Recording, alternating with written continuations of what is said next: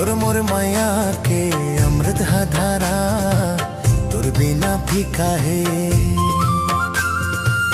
तोर मोर माया के अमृत हा धारा तोर बिना फीका है। हृदय के भीतरी माँ तोरे बसेरा, हृदय के भीतरी माँ तोरे बसेरा। माया के अंजोर माँ होते सबेरा।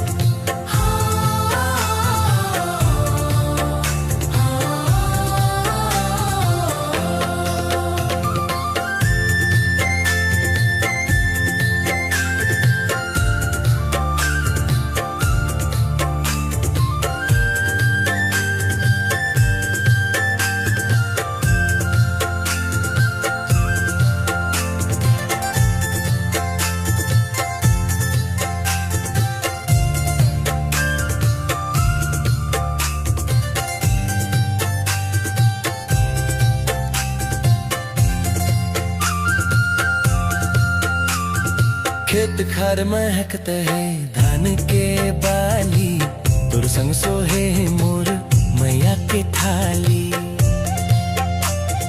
पुरखा के रीतला मिलके निभाबो, करम राजा के सेवा में जाबो। हाथ में हाथ धर रताला काटबो, हाथ में हाथ धर रताला काटबो। माया के चिन्हारी चारों मोरा बाटबो, माया के चिन्हारी चारों मोरा बाटबो। सूरज के लाली माँ तोरे हसूरत, मोला तो भागे तोरे मूरत। कोयली के बोली हम कान माँ घोले, मोर मन के भंवरा तोरे तीर डोलया।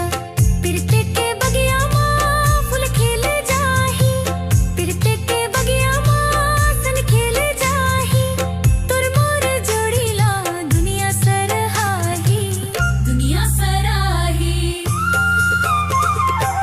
दुख के बेरा माँ संगी झन छोड़बे।